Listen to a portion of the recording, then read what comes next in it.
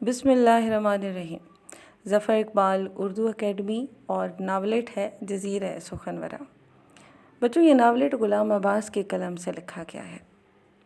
اس novelette کی کہانی ایک جوڑے کی زندگی کے گرد گھومتی ہے جو کشتی پر بحر ہند کے گمنام جزیروں کی سیر کا ارادہ لے کر طویل سفر کے لیے نکلتا ہے، مگر ہوتا کیا ہے کہ شدید طوفان کے باعث ان کی کشتی ایک نامعلوم جزیرے کے ساحل کے قریب تباہ ہو جاتی ہے۔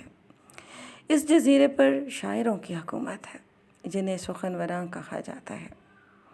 اس جزیرے کے رہائشی شاعری کو سب سے بڑی دولت مانتے ہیں، جبکہ کسی غیر سخنور کو کسی قسم کی شاعری یا تحریر رکھنے کی اجازت نہیں ہوتی، جبکہ شاعروں کو روزگار کے حصول کے لیے بھی کام نہیں کرنے دیا جاتا، بلکہ یہ خیال کیا جاتا ہے کہ عام آدمی جنہیں مداح کا نام دیا گیا ہے، اس کا فرض ہے کہ وہ شاعروں کی تمام ضروریات کا خیال رکھیں۔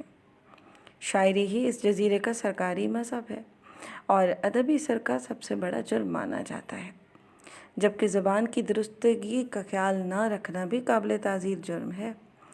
وہ متاثرہ جوڑا چند ماہ بعد کسی نہ کسی طرح اس جزیرے کے ان انتہا پسند کرداروں سے جان چھڑا کر بحفاظت نکلنے میں کامیاب ہو جاتے ہیں۔ اس افسانے کا مرکزی خیال ان شاعروں اور مصنفین کا مذاق اڑانا ہے جو ایسے مثالی معاشرے کا خیالی پلاؤ پکاتے ہیں جہاں صرف انہیں عزت و احترام حاصل ہوگا۔